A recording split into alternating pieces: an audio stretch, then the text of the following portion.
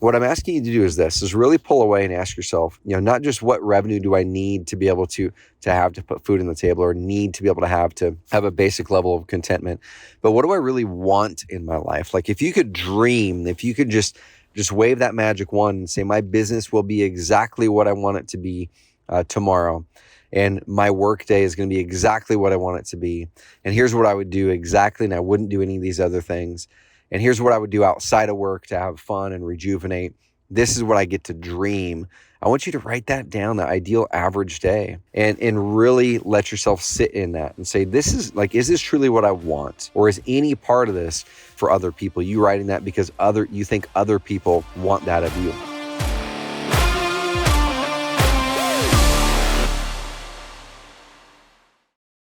It's that time of year, y'all, when I pull away and really reflect on the year. The time that I'm recording this right now, in about 2 days, I'm heading out on my annual personal planning retreat. Every year I take a day, half a day, kind of depends on what I'm feeling that year. I take that and pull away for the day. I get away from technology. I get away from meetings. I just really, really focus on being away with just my thoughts, my notebook, and really thinking and reflecting on where I want to get better, where I'm proud, what I want to step into this next year, and really celebrating the things that went great. Because oftentimes we get caught up in the moment. We get caught up in the days, the weeks, the months, and the year flies by. And we're pretty darn good at planning the year, but we don't really have time to reflect. So in this season of reflection for me, I want to bring at you some of my biggest learnings of the year that are on my list. Okay, so guys, if you haven't signed up already, every year I do my big epic annual planning call where I dive insanely deep on my year, my learnings, things I want to pass along to you in your journey, motivation, inspiration, action items. We're going to help plan the year together, personal and business, on that call. It's my biggest call of the year, when I'm the most proud of and excited about every year. And go join me. It's all free, guys. Carrot.com/2024. That's 2024. Carrot.com/2024. And go sign up for my epic annual planning call if you're listening to this still in the fall, winter of 2023. If you're listening to this some other time during the year, amazing. You can still go to that website, grab the replay, and do your reflection now if you want to. But I'm going to walk you through 6 or so. I've got about 10 or 15 on my list. I'm just going to whittle it down to 6 to share on this brief Trevor Truck Talk episode of biggest learning lessons on the leadership side of things over this past year. These aren't in any particular order either, guys. Okay. The first one I'm going to talk about is clarity. Every year I'm always challenging myself to become more clear. The more clear that I am as a leader, the more clear I can communicate where we want to go as a business. And one of the spots that I noticed this year that I needed to improve on, and that I really realized was a big unlock as I started to kind of tease it out a little bit more, was clarity on what the heck I want. I think every stage, every 3 and 10 in your business, we talk about pain lines. And when those pain lines present themselves, we oftentimes reflect. And I've talked about the 3 S's that we experience when we go through those pain lines: the sabotage, settle, or sell, right? And if you haven't heard about the pain lines, go listen to my last episode of Trevor Chalk Talk, where I talk about the pain lines in detail. But when those happen, we oftentimes reflect. And as I was reflecting, as we're working through and sailing through one of those pain lines at the top end of that chart, one of the ones is clarity. Like, what the heck do I really want? And I found myself this past year or two inadvertently communicating, I think, what I thought others wanted me to communicate in the vision. Okay, I found myself not being fully candid and honest, I think, with myself and what I really, really wanted out of the business. And I'll tell you why I found myself in that position in one of these other learning lessons here in a bit. But that one is the biggie, guys. And I'm going to kind of talk about what I've done since then and how you can really nail it in this coming year. So clarity in what you truly want versus what you need. Like I said, not what you think others want of you. And what I'm asking you to do is really pull away and ask yourself, not just what do I need, not just what revenue do I need to be able to have to put food on the table, or need to be able to have a basic level of contentment, but what do I really want in my life? Like if you could dream, if you could just wave that magic wand and say, my business will be exactly what I want it to be tomorrow. And my work day is going to be exactly what I want it to be. And here's what I would do exactly. And I wouldn't do any of these other things. And here's what I would do outside of work to have fun and rejuvenate. This is what I get to dream. I want you to write that down, the ideal average day, and really let yourself sit in that and say, is this truly what I want? Or is any part of this you writing that for other people? You writing that because you think other people want that of you?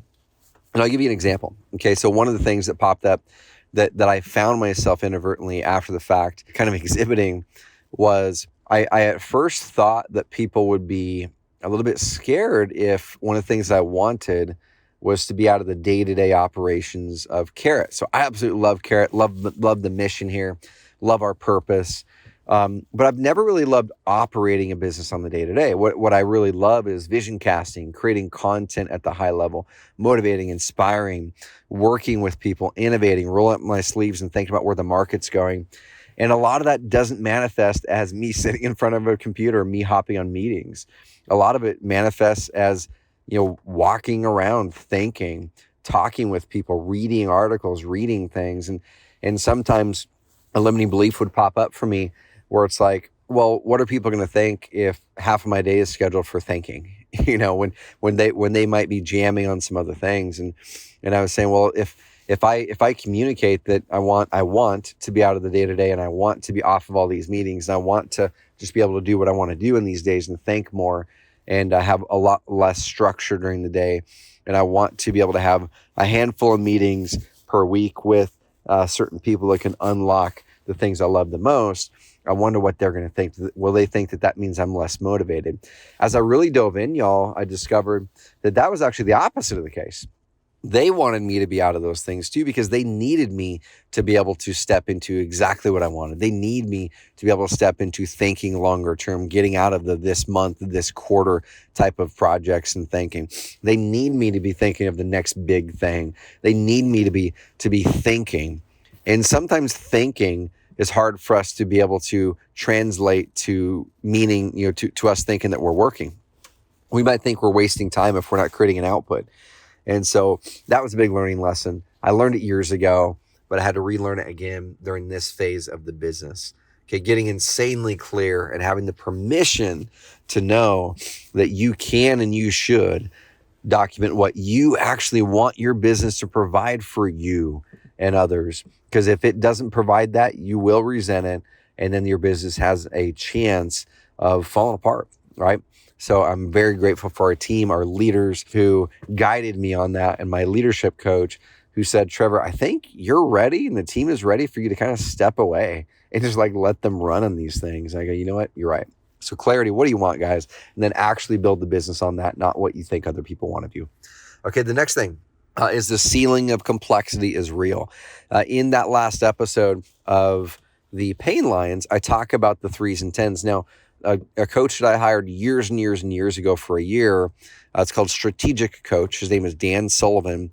He talks about the ceiling of complexity. It's a really, really amazing concept. And what he basically talks about is when we get stuck in things and when we keep on hitting this barrier that we can't crack through, those pain lines, what I call them, it's usually because things are too complex, right? It's because we have too many direct reports reporting to us, or we are the process versus process is scaling things away, or our business model became too complex and it's stuck at that phase and it will never grow unless we simplify the business. Where the 80% of things that got us where we are today are the exact things that are holding us back from going where we want to go tomorrow. And it's the 20% of things you're doing today that are high value, that you love to do, that give you energy and that produce results that are your future, right? And so when we start to think about, well, why am I stuck? Where are things stuck? It's usually because things are too complex. If you're on too many meetings, if you're plugged into too many things, if it seems like you've got to have your opinion in everything, it's likely things are too complex. Is there something that you can delegate or host of things you can delegate to somebody. And I'll give you an example of complex versus simple. A complex way of thinking about delegation is what-based delegation. Okay, there's these things that need to be done. I'm going to go ahead and make the process for these 5 things. They're all related to marketing. I'm going to try to carve out the time, but man, my schedule is so busy. So I keep making this commitment to try to carve out the time to make these processes, and then go find individual people to go delegate these things to. Because this one over here is like a graphic, and this one over here is a video thing, and this one over here is like actually ad management. This one over here is a technology thing where I need to get someone to plug in this autoresponder or whatever it is, right? And let's say that you need different people for each one of those things. So your outcome is, how do I get these things implemented in the business? But your approach is complex, and it makes your life hard, and it makes your life miserable, honestly, where you are taking the approach of, I'm going to create the processes, I'm going to find these specific people to delegate these things to, and oftentimes you never get to it. So the simple way of delegation in this case is saying, maybe it's a who, not how question. Maybe I can find one person who I can delegate the entire outcome to, and they are the ones who makes this thing happen. Okay. So that is what I've had to do in certain areas, is going, okay, maybe I shouldn't be doing these things. Maybe I shouldn't be trying to find a person who can do that. Maybe I should never have even taken that commitment. Maybe the simpler approach is for me to communicate the outcomes that I want on this strategic thing. And that amazing person, that amazing leader is going to take that, and they're going to go take that. I really, really learned that this year in a big way with my COO, Angie. In the past, I would take a commitment that I was pretty good at, and that was something that I felt that the team, wanted me to take and tackle.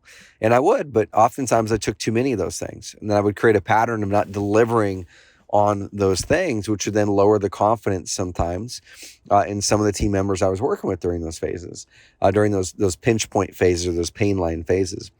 And in this case, then Angie, my COO, she just goes like, why don't I just take all that stuff? And she would go, well, why don't you just communicate that to me, and I can go put it in the slide deck for you? And she would go, well, why don't we do this and run it back by you? What works best for you, Trevor? Do you just want to hop on a call and have us review with you what we made from your notes? I'm like, oh my gosh, that'd be a dream. And so that's much more simple. Find the way you like to communicate, the way that you like to, and it's easy for you to get ideas out, have them capture it, and have them bring it back, rather than you taking that commitment away. Okay, so the ceiling of complexity is real. Fight tooth and nail, guys, to do things in a simple way, to do things with the least amount of resistance for you, the way that you work the best, the way that you get the most energy, and build the people around you to work the way that you want to be, the way that you work best. Okay, don't build your workday around what works best for everybody else. Build the workday around what works best to enable you to do what you need to do to support the company. Can make it simple for you. The third thing is your actions are seen kind of with a hammer, and your words are heard through a megaphone. Okay, your actions are seen like a hammer, and then your words are heard through a megaphone. What does that mean? Well, this isn't a new concept, but every single stage of business I grow through, I remember this and have to really pay attention to it. That everything that you say as the leader is going to get magnified. Everything that you do as a leader is going to get magnified by the team. And oftentimes these things that you might feel are very inconsequential, you didn't even think about it at all.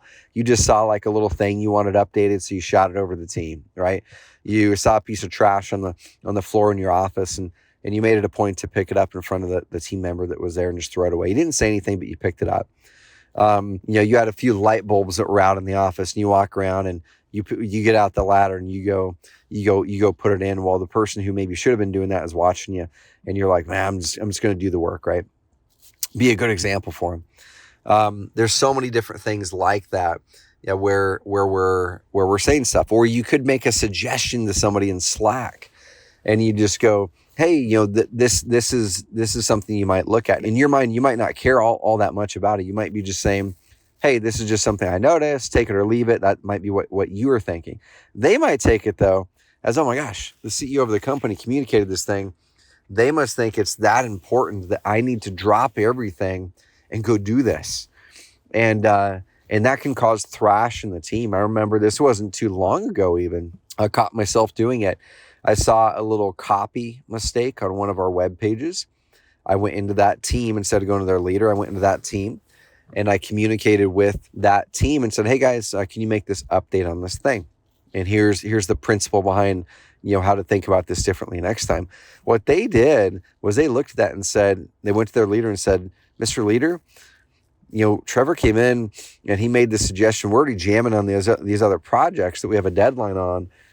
What do we need to do? Do we need to drop these other projects and go do this thing? And Ryan, the leader, he made the right call and he said, no, you do those projects. I'll go connect with Trevor to see how important that thing was. And it wasn't important. I just told him, no, that was just a suggestion. I just thought about it. So that was a mistake I made. And those are things that I continually have to remind myself on to go, okay, it's not my job to go communicate those small things with each individual contributor. I should work up a list of non-urgent things, bring them to that leader from time to time, kind of coach them up on it, ask them some questions, help raise the bar of quality, let them work with the team. Okay.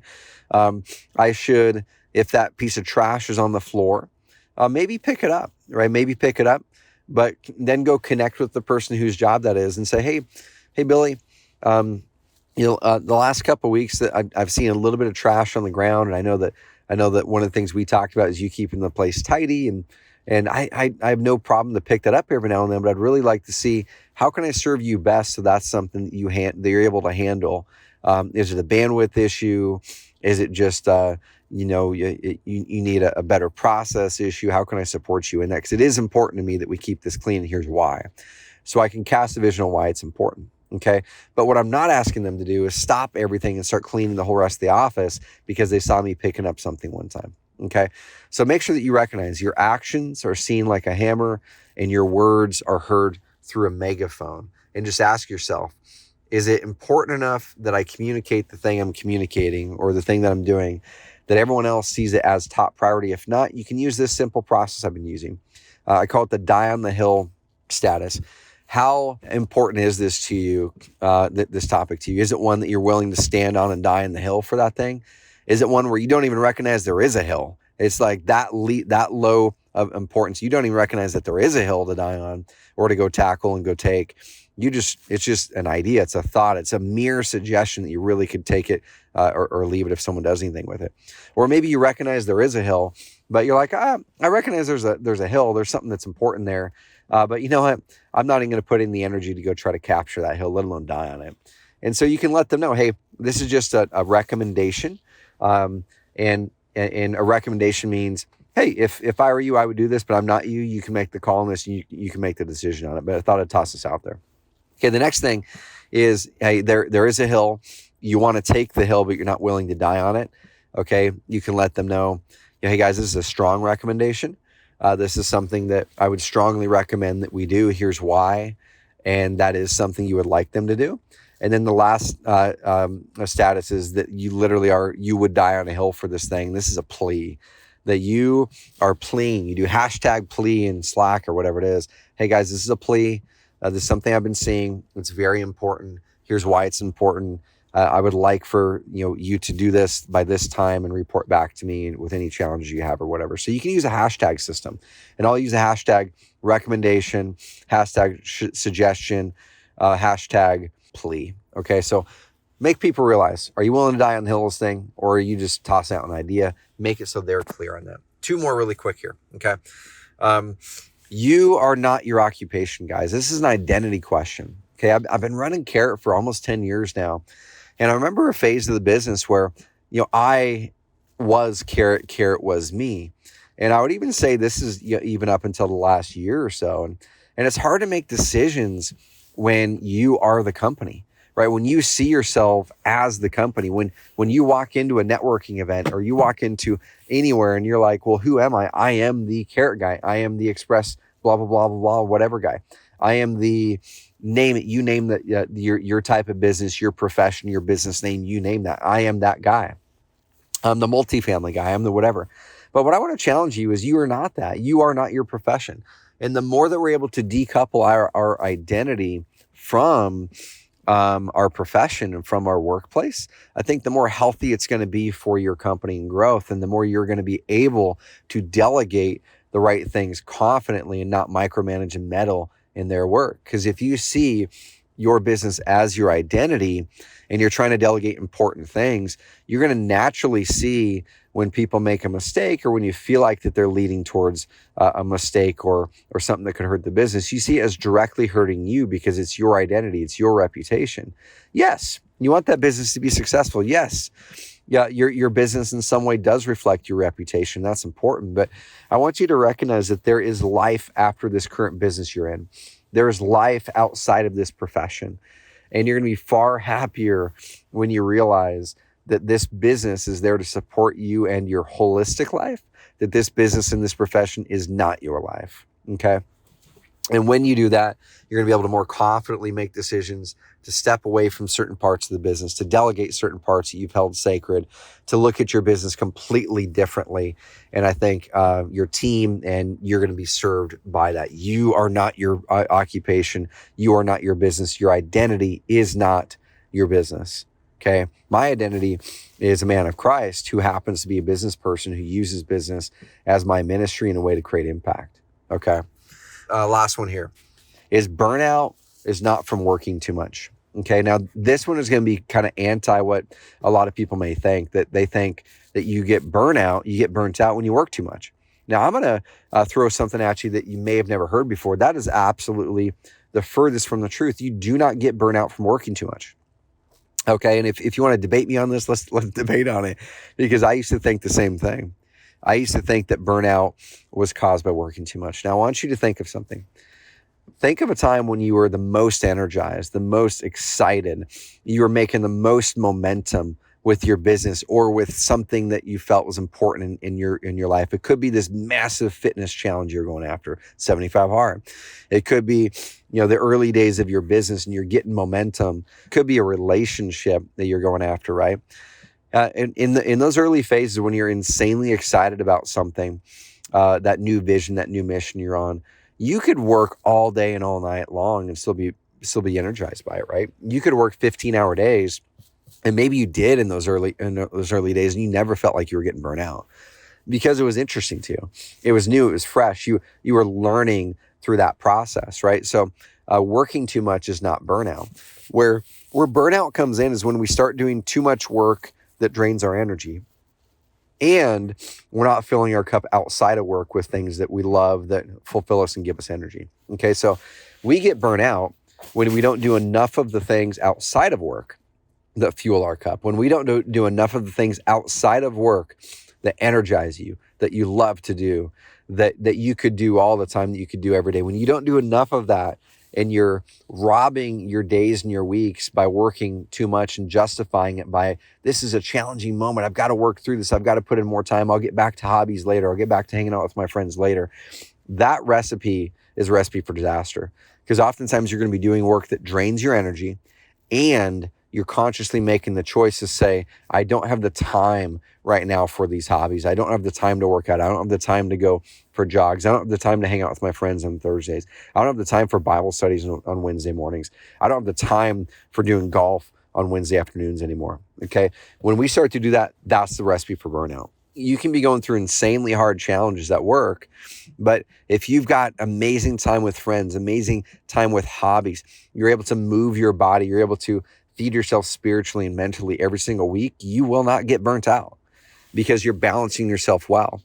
But if you just add on a few more hours of work each day, thinking that's going to get you ahead, you will get burnt out because your business is not serving you anymore. You're serving that business. Okay, guys, so I'm going to run through these. I'm going to run in, pick up my daughter from gymnastics. These are those learning lessons, some of the biggest ones I picked out of my list.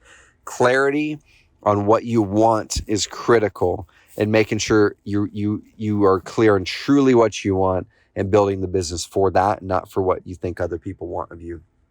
Next one is the ceiling complexity is real. If you're hitting one of those pain lines, just ask yourself, is this because things are too complex? How do I simplify it? Is it a who, not how question?